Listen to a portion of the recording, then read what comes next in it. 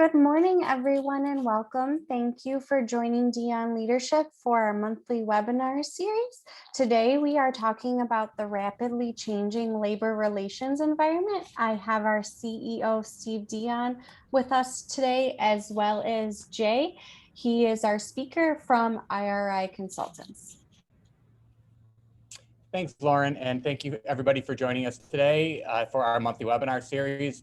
We picked the topic, the rapidly changing labor relations environment today, and asked for a guest speaker who we partner with because we're seeing a lot of activity going on in the marketplace and with our clients. And it's one of these topics that I think organizations are not thinking about until it's too late. And so we are hoping today to give you some lay of the land, landscape, orientation to this topic so you can be ready and prepared as our world continues to change. And to lead us in this conversation, I have a good colleague and friend of mine, Jay Coons. Hi, Jay.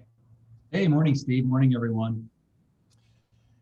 So Jay and I have been partnering together for a while. IRI specializes in labor relations consulting. So for over 40 years, IRI has empowered organizations to navigate workplace challenges and improve employee engagement, productivity, and particularly focus on managing labor relations and communication strategies to help organizations achieve business results. So we will recommend IRI to an organization because that's not Dion Leadership's specialty. You know, we partner together and they bring very specific core competencies and skills, and Jay's going to kind of unpack that through our hour together today. And they'll bring us in after a project to help bring capabilities to organizations, both individual leadership coaching, working with executive teams, you know, ways to engage a leadership team after they've gone through some kind of organizing activity, or they're focusing on a labor strategy and need the skills and resources together. So we bring a great partnership to each other, and I'm excited that we can have an hour together to talk through this. But before I turn it over to Jay, I just wanted, for those of you that are on the call that don't know who Dion Leadership is, you know, our mission and how, you know, why we show up every day is that we believe organizations are better when employees can start every day excited and end every day accomplished. So we have a large team of coaches and consultants that deliver work to do that. And IRI and I both share that common goal and understanding that organizations should be able to have better engaged employees, and organizations win when they do that. You know, our services are more in the leadership coaching side, high potential and leadership development programs, team effectiveness, do a lot in talent assessment, organizational capability building. So that organizational capability building is some of where IRI and Dion Leadership can collaborate together as we think about helping organizations build the products and services that they need to have a stronger workforce. And then these are some of the clients that we work with, and some of them are on the call today as I've seen the introductory list. And many of them are in healthcare and in manufacturing, which are right places to have labor organizing. Not only, and we'll be talking about that today as well, in terms of where labor is going, but you know, we work with a lot of large organizations, and if you are on the call and want any introductions to any of these other clients, we'd be happy to help continue to build network and community. That's part of why we do this webinar series. And then last, before we really get into the meat of our topic, I wanted to say that we do welcome your participation today. We do have a set of prepared slides to give you some information about this topic, but please use the chat box, and Lauren will be monitoring that, and I'll be proctoring that, and we'll make sure we have plenty of time to answer any specific questions that you may have. So with that, our topics for today are on this slide here, and I will turn it over to Jay to lead us in our discussion. Thanks so much, Steve, and great to be here with you all. I really appreciate the opportunity. You saw a quick little introductory slide on me. I've been an HR executive for a long time, and I have been a client of IRI's twice before joining the firm. So if that tells you anything, I at least personally got great service from IRI, because I would never have joined the company we, as Steve mentioned, we do a lot of work in the labor space, as well as communications kind of supports that. So, and it's a very hectic time. I want to unpack kind of these 5 areas with you this morning, and I'm going to keep things moving so that if you have questions, as Steve said, jump in. Don't feel bad about interrupting. I want this to be, even though I'm going to be moving and moving and moving, if it's conversational, that's even better. And we'll drop a couple poll questions in there to get you engaged as well. So I'm going to start with a little bit about President Biden and just the dramatic shift around his view of being president and what we've experienced the last couple of years. So back when it was candidate Biden last fall, during Labor Day, he was very clear about becoming the strongest labor president in the history of the United States, should he have an opportunity to serve in that capacity. And I will tell you, most politicians, regardless of their side of the aisle, often don't keep their promises. I know that's a news flash that they don't keep their promises when they come into office. However, we have a watershed moment in American history because this president is absolutely keeping his promises, not only in support of the PRO Act, which we're going to talk about in a little bit, excuse me, but he has also convened a White House task force whose sole charge is to accelerate the ease to which employees can unionize their employers, regardless of whether or not that employer has worked very hard to create a terrific culture, regardless of whether or not that employer lives their values, regardless of whether or not that employer has invested heavily in the, I'll say, support and benefits package and employee experience so that they can be a real world-class employer. That none of that applies. If you are an employer, your employees should be unionized. And he's been incredibly clear about that. So Steve, let's jump to this next one. And before you click the next advance, Steve, this is a video that President Biden put out in advance of the Amazon workers election in Bessemer, Alabama, a short time ago. Think about a sitting president sharing this video. So Steve, give it a click. I've long said America wasn't built by Wall Street. It was built by the middle class, and unions built the middle class. Unions put power in the hands of workers. They level the playing field. They give you a stronger voice for your health, your safety, higher wages, protections from racial discrimination and sexual harassment. Unions lift up workers, both union and non-union, and especially Black and brown workers. I've made it clear when I was running that my administration's policy would be to support unions organizing and the right to collectively bargain. I'm keeping that promise. You should all remember, the National Labor Relations Act didn't just say that unions are allowed to exist. It said that we should encourage unions. So let me be really clear. It's not up to me to decide whether anyone should join a union. But let me be even more clear. It's not up to an employer to decide that either. The choice to join a union is up to the workers, full stop, full stop. Today and over the next few days and weeks, workers in Alabama and all across America are voting on whether to organize a union in their workplace.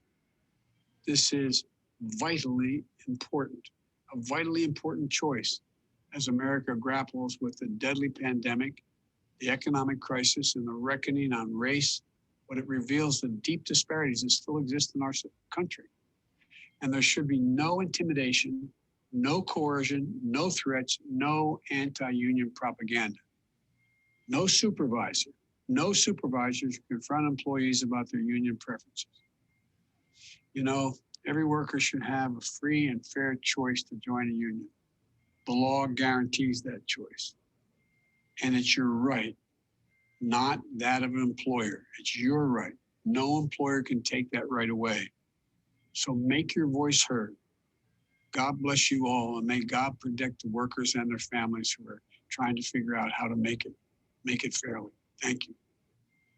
So let's just think about that for a second. A sitting president being that bold, that blatant, that direct.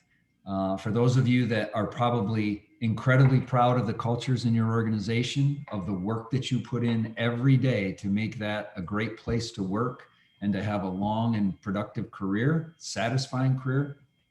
He just sent all that out the window. It's absolutely shocking that that would even occur. It's just a whole new way to think about it. So Steve, please click ahead. Let that resonate in your mind as we move to some of the changes that are happening. I'm not going to go deeply into the National Labor Relations Board. Right now, we still have the Republican board from the previous administration in terms of majority. That will switch over the next 60 days, and we're going to come into the fall with a whole new board. So a lot of the things that President Biden promised are only words right now.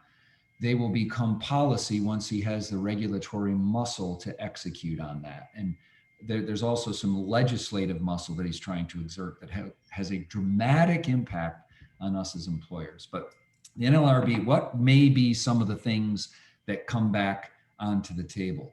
Issues around minority unions, issues on handbooks, joint employer expansion. You can read these here. It is really, really anxiety invoking to get a sense of how extreme is this going to be. Now, if you think about what happened during President Biden's inauguration, he had an email sent firing the general counsel of the National Labor Relations Board, literally as he was taking office. And there's all sorts of legal battles around that.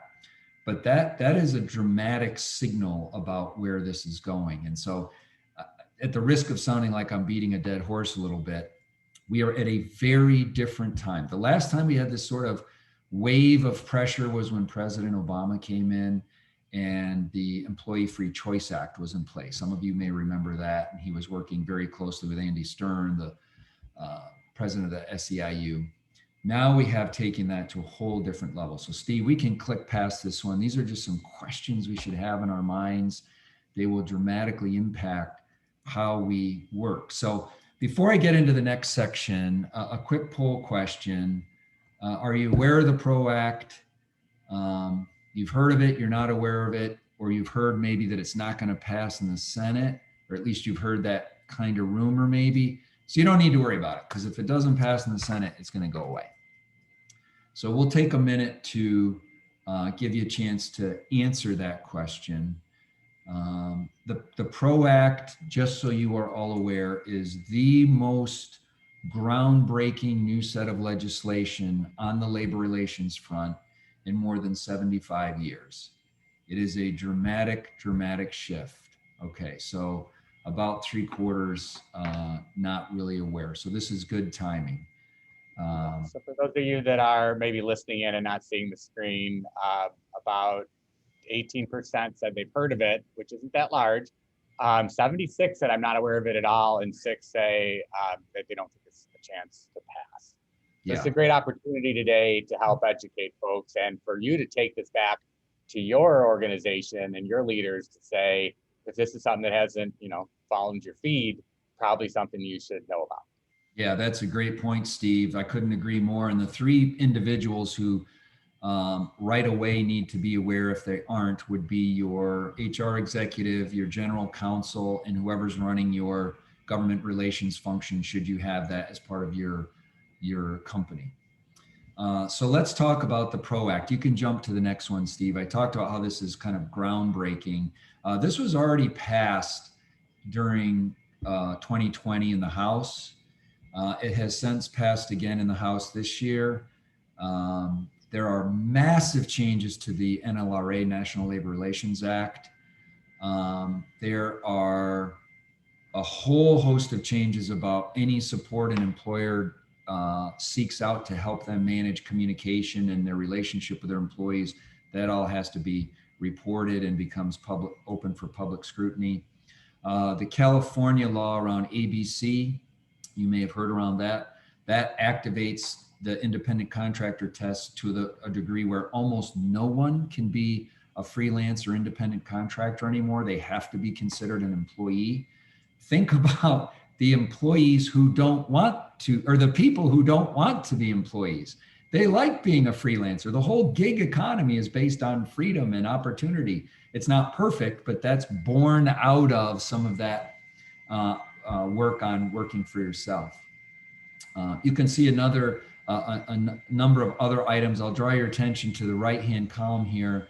The second bullet, secret ballot elections go away and replaced with card check.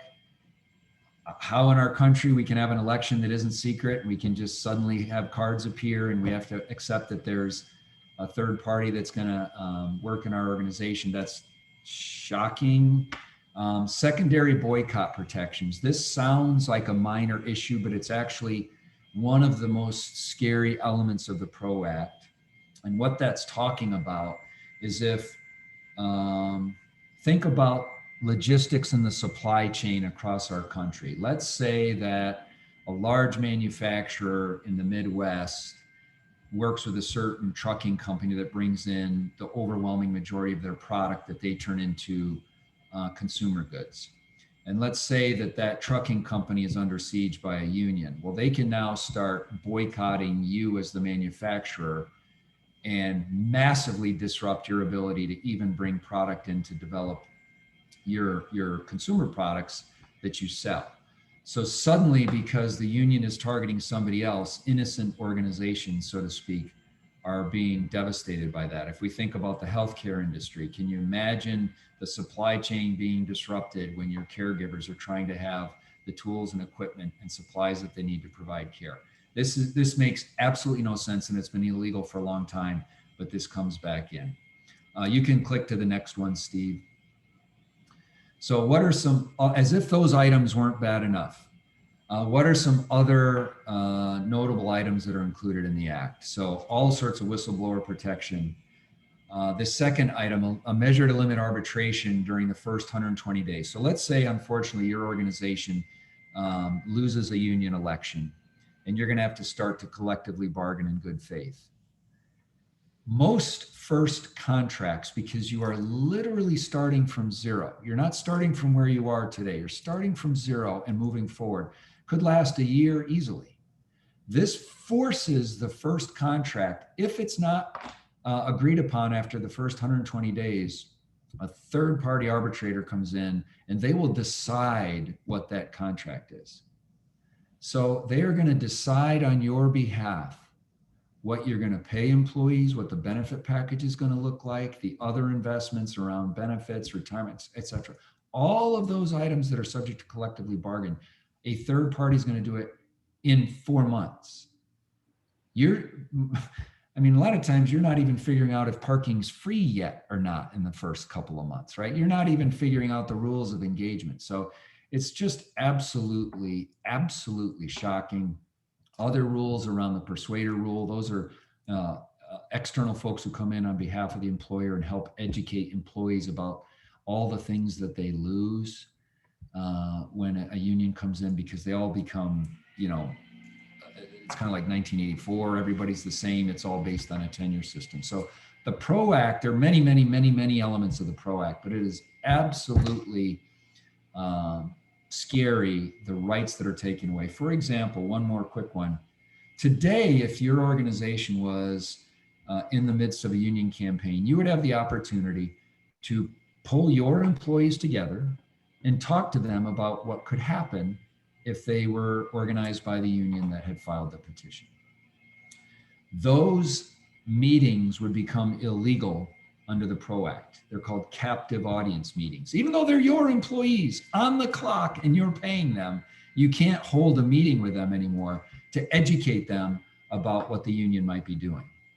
That is really, really scary, because there's a tremendous amount of a burden on employers that they can't lie, they can't promise, they can't threaten, all good things. The union doesn't have any of those rules. They can promise anything they want. Yet the employers would not have the ability to hold meetings to help clarify. So Jay, we have a question about this PRO Act, albeit scary. What's the process by which the Congress is moving to make this a law, and what's the likelihood of it happening? Yeah, so it's gone through the House again. There is an absolute war going on the Senate side. There are 2 Arizona senators and 1 from Virginia who are holdouts and stumbling blocks. There is in the 7-figure category spend happening right now in both those states by the unions to pressure them into supporting the PRO Act. There is a massive amount of lobbying going on right now. And what has happened, because it's so close in the Senate, and there in the poll question, I kind of had that teaser question, gosh, it may not pass in the Senate, so we don't need to worry about it. President Biden has ensured that the infrastructure bill has the PRO Act loaded into that. And he also will have the regulatory power separate from the legislative power. He will have the regulatory power, just like President Obama did with Employee Free Choice Act, to start to promulgate and implement these elements of the bill through the National Labor Relations Board and their decisions. So this whole notion of will it pass or not almost doesn't matter, because there are so many ways this is going to be implemented. It's clearly a union wish list, holiday list. So all of the elements are not going to pass, but no one has a crystal ball to say, oh, we're good, we're safe, we've deflected that. We're not safe. We work with some of the top labor law firms in the country, and they're all very, very nervous because of the added expense and disruption to their clients, employers across the country. Not because they've done anything wrong, just because it's going to be just a disruption on a massive scale. So that's a great question. The goal here is don't be complacent. Connect with your leadership team that I mentioned earlier, HR, GC, and government relations, and get a sense. All right, let's shift gear. Oh, one more thing on the PRO Act. You can keep it right here though, Steve. There are 27 states right now that have right to work laws where you don't have to join the union. Those become illegal with the passage of the PRO Act. So that opportunity is gone. So some states, for example, like Texas, traditional right to work state, very much a red state. Again, this isn't a political commentary, it's just observational, very much a red state. We are doing an enormous amount of work in the state of Texas because there's so much activity going on. State of North Carolina, one of the least penetrated union states in America. They had a massive union win, the largest union win in the Deep South in 45 years last fall. And there is activity spreading across the state. So states that were never really in play are on the leading edge of the battle to protect themselves. So really fascinating change there. All right, switching to organizing activity and elections. If you could flip us over, Steve. And again, everybody, thanks for the questions. I'm just going to keep us moving along. If we take a look at the union membership rate, particularly in the private sector, we say, wow, look at that. Over the last 40 years or so, whatever the math is on that, 35 years, we're down to 6%. So there could be this false sense of security that it's just been a slow death. Unions are dying a slow death where we should be good, right? All sectors, it's around 10% of the workforce. You can click to the next one, Steve. You would think we were okay. If we look at union membership by states, you can see the light green, still a big chunk of those. I just referenced a couple of those states that are now burning hot. And you can see some of the traditional stuff. New York, old history there. California, the West Coast, much more, I don't want to say liberal, but a much more open vibe about some of that stuff. So that's probably not shocking. You can keep going, Steve.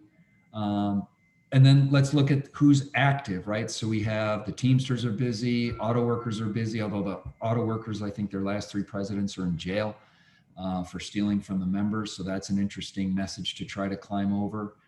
And then as we break things down, some of these unions that may look small in the pie chart are really, really, really busy. So for example, food and commercial workers, really active in retail, for example, 50 plus % of the petitions.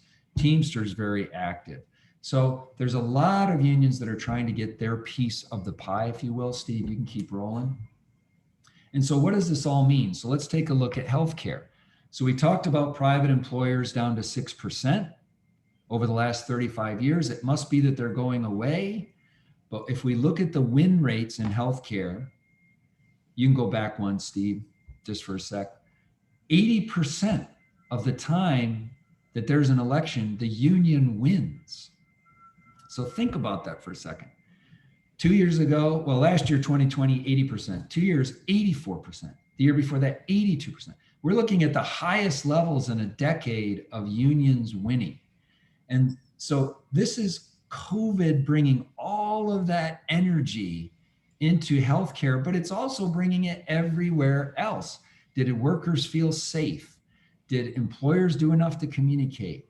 What draconian measures or not did employers take, at least through the eyes of the union organizer, to support and protect employees? So the whole set of ground rules has changed. So for example, if you've done employee opinion survey work prior to March of 2020, your results are kind of in the archive section of your database. They're no longer useful for anything other than a pre-COVID comparative. They have nothing to do with what's happening now. If you've been able to, if you've done something during COVID and the results are similar and they're positive, hat tip to you, that's fantastic. But that's not typically what we're finding with the employers we work with across the country. So shocking numbers here. You can go ahead to the next one, Steve. And how are unions winning? How are things going overall? So healthcare, you can see 80%, non-healthcare, almost 70%. And that number is inching up. It's not wavering a whole lot, but unions are winning. So they're being very strategic when they're pouring their resources into elections, and hopefully it's not you. But if it is you, the data does not lie. They're going to win the overwhelming majority of the time. And so understanding about elections, and I'm throwing out different sectors here so you can get a sense of who are some of the players. When there's an election, they win. And that is really important to take away from today, that it's not just, gosh, I don't think it'll happen here because we have such a strong culture. We have plenty of clients that say, gosh, we have 5 facilities in the Midwest. Our strongest one that we never worried about is the one we didn't pay enough attention to, and they got the petition, and now we have to go through a campaign. So again, another little healthcare slice. I've just tried to mix up some of the data sets for you. So you can see SEIU, incredibly, incredibly aggressive, hardcore on the corporate campaigns. NNU, that orange slice, very, very aggressive. Even though they look like a small piece, they're very influential. All right, Steve, let's keep rocking and rolling here. So I touched on COVID. This is a really compelling quote on the left. This is an organizer who has been at it for a long time. And let's face it, not every employee wants to be in a union. You can see the union numbers have dropped so precipitously over the last few decades. However, COVID has opened up something new. When you think about the lawn signs in the front yard that talk about the heroes, well, one of the biggest groups that all unions target, I worked in a unionized hospital, and the Teamsters had organized the nurses. So fill me in on the logic path for that. How the Teamsters could say, we are such a strong nursing organization, we can help you moving forward, but it worked.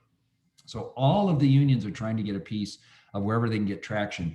And now COVID has been this, what we're calling a mass triggering event, but boom, now all of a sudden you have lawn signs for heroes. We also have the highest approval, if you will, or acceptance of unions in the US since right after the end of World War II in the late 40s. You know, just today in Michigan, just to this slide, it was announced that one of the largest healthcare systems that we have announced that all employees are going to be required to be vaccinated before they can work at a certain point in time.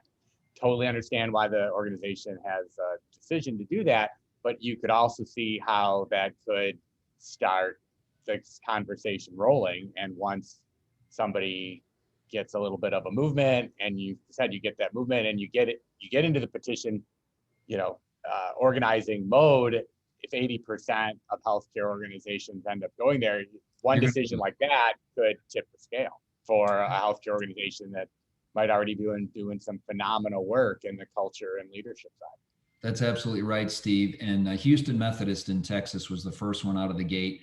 you may have seen in various news outlets, they fired 150 employees who refused to get the vaccine, and they framed it all as patient safety.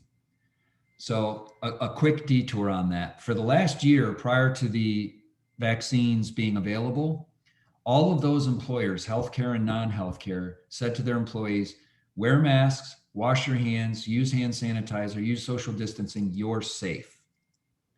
Now the vaccines came out and we're going to say, these are mandatory, you're no longer safe. Well, wait a minute. Does that mean we weren't safe all last year when you told us we were safe? And now we're using this to say, oh, we're going to beat our chest and be the first few out of the gate. Very, very odd set of dynamics when you look at it. Interestingly enough, the president of the SEIU a couple of days ago said that they would absolutely fight employers that mandate the vaccine. It should be employee choice. So that is literally right in front of that health system announcing that. Another heavy group I just referenced, the NNU, National Nurses United, they put out an 80-page paper for those of you that are in healthcare, have friends in healthcare, family in healthcare. Interesting read. It's an all-out assault on OSHA and employers called Deadly Shame. Steve, you can keep us rolling. There's another trend called the last pizza party. If you look up this hashtag, it's an actual thing, and it's a campaign that unions are using that says, look, you've been working so hard during COVID, you've been in some giant distribution center filling customers' orders, you've been working long hours, you're in confined spaces, and your employer comes in and says, thank you so much, here's a pizza party. And this whole campaign is literally around saying, I don't want pizza, I want pay, I want a safe work environment, I want a good culture, I want a nice place to work. And so it's literally this QR code in the bottom left was literally, you could scan it. These were a bunch of flyers left at one of our clients, and you could scan it and learn all about the last pizza party. So it's just a crazy world that suddenly that's a thing. A couple other issues to watch. There's a bill in California, and again, they're always out front, but the Biden administration is literally following right along and pulling that into national policy, where if you are a healthcare worker in California, just because you're a healthcare worker, you deserve a bonus of anywhere to $4,000 to $10,000, just because we think it's a good idea. So the union's play here is, we're just going to get somebody to sponsor a bill to say that we've been the champion of the people, even though how would you ever fund that? There's no funding mechanism in this, but it makes the union look like they're fighting when they know they can never win that fight. But it starts to change the narrative. And if you're not telling your story as an employer, you're in a tight spot. Another thing we've seen for those of you in the healthcare space, a lot of travelers have been moving around the country. Many of them have been coming from unionized facilities and been spreading the word. So, and TikTok's also being used as a platform. We're going to see an example of that a little later. Steve, you can keep rocking. Let's go to TikTok now. Yeah, so this is a nurse organizer. This is a nurse, the video on the left.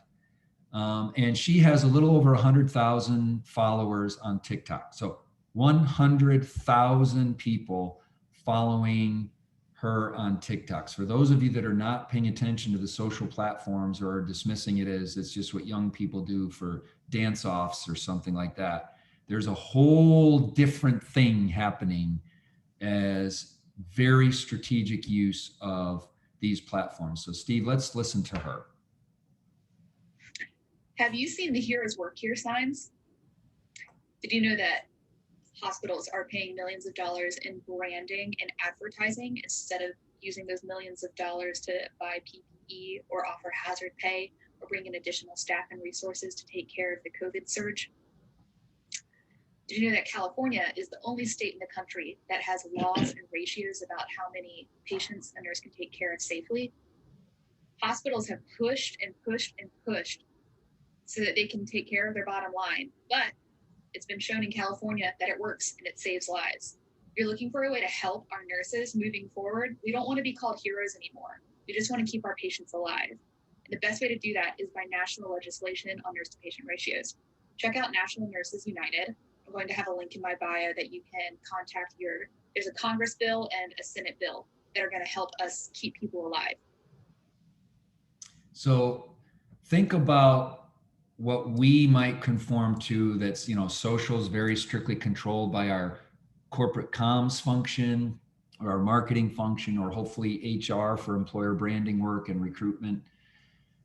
But it doesn't matter if we convince ourselves that these are frivolous things. How many people across all industries are leveraging TikTok? Every single union's using this. This is just one example to share with you all this morning. To think about the reach. For example, do any of your CEOs have 100,000 followers on any social channel?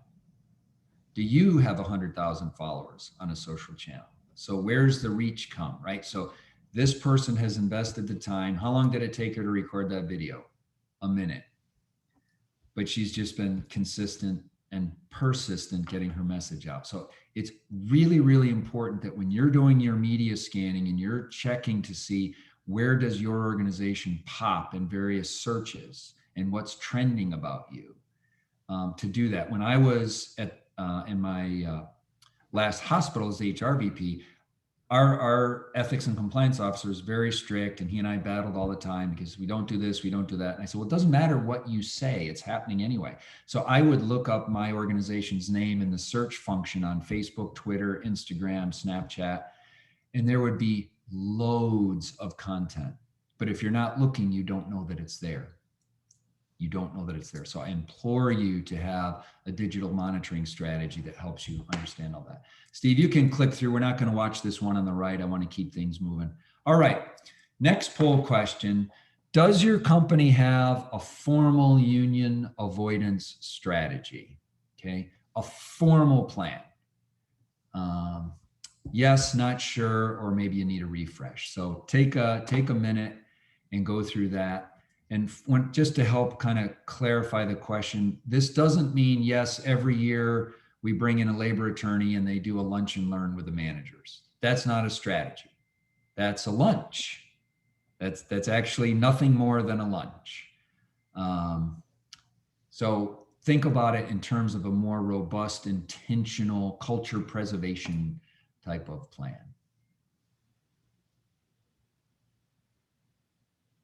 All right, so we have 0 that say yes.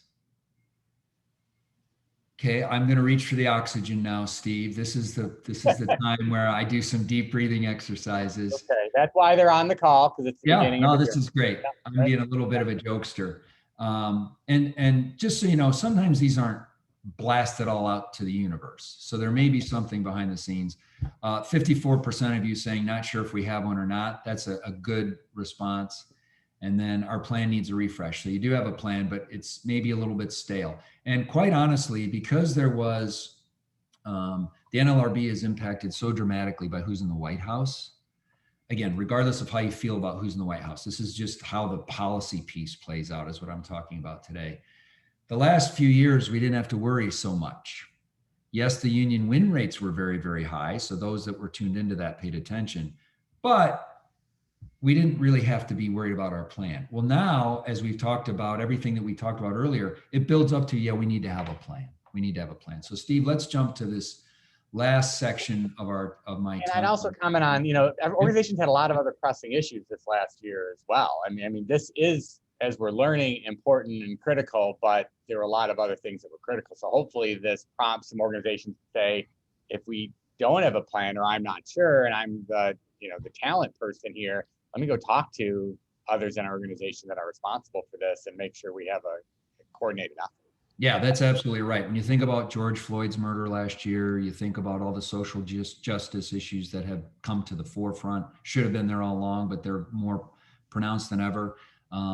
That's absolutely been a priority, and quite not surprisingly, based on what we're talking about this morning, unions have embraced all that and just jumped on the back of that to try to make it their own item. So let's talk about, in our last couple of minutes here, what are some things that you can be thinking about to move forward with, that you can ask some questions about leaders in your organization who might be deeper into this. So I kind of have a 4-channel list of options for you. So starting on the left, there really needs to be some sort of audit of your internal preparedness and where you might be vulnerable. When you talk about a refresh, And then we layer in PROACT, we layer in NLRB, layer in the White House Task Force on unionization. It's time to do a little bit of a reset. So we might have been prepared in 2018, we might have been prepared in 2014. It's very different now. The landscape has literally changed and is going to accelerate. So having a framework that breaks down a variety of the mechanisms and systems and communication strategies that you have in place is very, very, very important. And then if you do have some hot spots or you're worried about some areas, doing very intentional union vulnerability assessments so that you can get the data.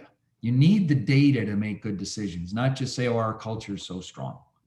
Well, everybody says that, and 80% of the time the union wins. So the culture wasn't that strong. Steve, were you? I want to comment here too, Jay. Yeah, I was going to say that, you know, a lot of the organizations that we work with do culture surveys, climate surveys, engagement surveys. This isn't that. Those survey questions might get a sense of maybe tonality, but you could easily miss other specific elements about your vulnerabilities related to a labor strategy through some third-party questionnaire that's more about other engagement or comp and benefits and, you know, employee listening activities. Absolutely, Steve. It's a great point. And the infamous, do you have a best friend at work question, which as an ancient HR leader, I always thought that's the dumbest question of all time. I don't care if your best friend works here. I want to know if you feel like getting job satisfaction out of working here. So lots of survey instruments are not a UVA. So those are some very important steps to consider. The next column, which is entitled Readiness Response Team, this is having a plan in place where you've trained people, they understand the gravity of the situation. If there's union organizing activity, they can be internal specialists and you can deploy them quickly. That's very, very important. And also part of that readiness angle is really elevating your employer brand. If you are telling your story as an employer proactively, you are not on the back foot reacting to a union attack, a media attack, a regulatory attack. So very, very important. Employer brand's a really integral part of this strategy. Third column has to do with getting your leaders and recruitment team up to speed. Many of our clients have terrific leadership teams, but they just haven't had the experience of what it means to deal with labor issues, meaning union issues versus regular employee relations. Those are two very different things. And so providing some training that's more than a lunch and learn with your labor attorney is a thoughtful way to do that. The second item in this column has to do with SALT training. We are seeing more and more and more that unions are deploying their employees to work for you. So they come in appearing as if they are a regular employee, you hire them, but they're actually on the union payroll as well. And they are what's called a union SALT, and they are there to organize from within the employer. And we actually have had employers that were going so rapidly through their selection process that a person that they hired, they listed that they were a union steward on their resume. Well, they're not there to be your loyal employee. They're there to grow a union. So it's very important that the recruitment team is trained on these, on the skills necessary to identify that. And then lastly, all of this needs to come together. The readiness assessment, your vulnerability assessment work, your internal employee opinion survey data, the HR analytics that you're already monitoring. Top of mind things are things like turnover, retention, where are there shifts where there's vulnerability, where are people leaving departments, but they're not leaving the company. It's that internal turnover can often be an area that you focus on, and put all that together to have a plan, because then you can execute on the plan. You have data that's driving your decision-making versus, oh, I think we have a great culture. And I think this, as soon as your colleagues start saying the word think to you, get nervous. I think this, I think that, I think, well, what is that based on? What is that based on? Versus our data indicates that this manufacturing facility in Ohio is at risk because of these 5 things. Let's provide some support there before it gets out of control. That's the kind of thoughtful, intentional work that should happen. So These are all things that should not be done simultaneously. These are elements that can be considered, built into a plan over the course of a year or multiple years. We have many, many clients right now that want a strategic plan because they know the 4 years of President Biden's term are going to accelerate in pressure on employers. And the last thing they want is to be in a situation where they didn't take some preventative and low cost action versus suddenly they have a petition and they have a full-on campaign, and then it's incredibly expensive and disruptive. So that's kind of a snapshot of those things. And Steve, I think that kind of wraps up the guts for me. Feel free to jump in here. Yeah, so as I have a couple other thoughts too and comments, but I would love to open it up. So if anybody has any questions or whatever, please put them in the chat or comments or things that you're doing right now or seeing. We'd love to hear from you as we go through this. But I was going to say on top of this, a lot of the organizations that we work with are already doing management development training programs and curriculum and have a discipline to teach leaders things around healthy conflict and feedback and accountability and performance management, things that frustrate employees to the point where they start to say, management doesn't listen to me and therefore we need representation. So, I guess it's more of the comment there is that is great and important. However, and we're not teaching in our curriculum a specific labor relations law. Here's do's and don'ts, what you need to do.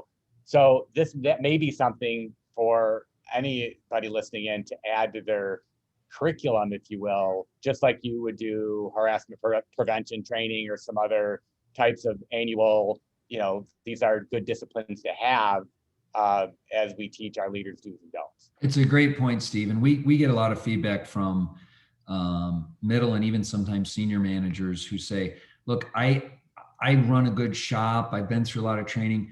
I don't want to make a mistake on this. I haven't been in a unionized shop or been through a campaign, or maybe I've been through some training a little bit, but you know how a lot of training is, if you don't use it, if you don't need to use it, it kind of fades after a while. So it is a good idea to just let them know, hey, here's some specialized training from whoever delivers it. I mean, it's just being a little bit proactive can save an awful lot of pain.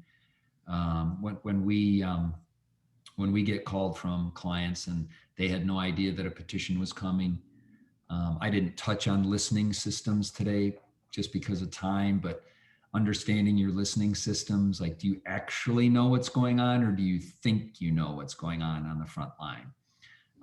But for employers who get caught off guard and there's a petition, they only have a few weeks till the election. So how do you prepare your story? Have you invested in a campaign-ready website that you could turn on if a petition is filed, so that it's got all the information about that union? There's a variety of things, depending on how hot it's getting, so to speak, that can help you really stay ahead. So I know there's a lot on this slide, but here's a question that came in. There's a lot of talk about working from home, hybrid, blended working solutions, and people going back into offices. How do you think that's going to impact labor relations? Well, so it's a wonderful question, because we're seeing it all the time, and we're advising clients on what's best for them. We're in lots of sectors. So some sectors, if there's a patient care component, obviously those clinicians need to keep coming to work, and the people that support them need to come to work. Others may not need to. Maybe your marketing team can stay off site forever. The number one thing that we have seen that has either helped or hurt has been the communication plan that you put in place around the decisions you're making. I have never heard an employee complain in my many, many, many years that, oh my gosh, here they go again, keeping me up to speed on what's going on. No one says that. No one says that. But they do fill in the gaps when there's an absence of communication. And thinking that, oh, we sent an email out, oh, we put something on the intranet, oh, we had a CEO memo. You need half a dozen channels going. We have a large retail client in the South, 120,000 employees, and they're very focused on a communication strategy, specifically using social media channels. And their senior vice president of labor has said to me, Jay, we have 16-year-olds who communicate with each other on Snapchat, and we have 60-year-olds who communicate on Facebook. I want to be contemporary and current with our communication strategy across those platforms and everywhere in between. So communication plan is essential, because then you can manage the message, you can manage the fallout, you can provide resources. But assuming people know or just dropping a little bit out there is risky. It's risky. Great question. Okay, any other questions that are coming in? I'll give it just one more second. We can, I also, as we do that, I wanted to put up on the slide here, Jay's direct contact information. He's offered that if you have any questions or wanted to have a consult about, you know, what's going on in your organization or involve somebody else, he'd be happy to take that meeting. So I want to put his contact information. Feel free to share that with anybody in your organization directly as well. Yeah, thanks, Stephen. Thanks, everyone, for your patience this morning. I know that was a lot of content, but super questions, and happy to help anytime if you have a question. Okay. In the last second here, I just wanted to close up with a couple of sort of housekeeping things for our next couple of webinars. I wanted to share, I'm going to get a little bit back closer to some of the core DEON leadership roots. And next month on July 20th, we're going to be talking about kind of a year later virtual learning. A year ago, sitting right in this exact space, we were talking about moving things from classroom to virtual and what we think should happen. Now we've done a whole bunch of programs. So a year later, we're going to unpack that and say, what did we learn? What worked? What didn't work? Now that we've gotten better at this and understand that. So that's next month. It's kind of a broader take on virtual and hybrid learning. The following month, just delighted to have a client case study. We have NGK, Leslie Skinner, who leads HR over there, is going to be joining myself and then one of our facilitators about doing a high potential development program, very specifically all virtual. The year before, we did a whole in-person program. This next year, we pivoted to virtual, and they're going to talk about all the different elements and components of that program from their point of view as a internal organization, what worked, what didn't work, why they created that program. So those are the next 2 months. We've got the next couple after that already, ideas on the books. Won't share the details of those yet, but we'll share that next month.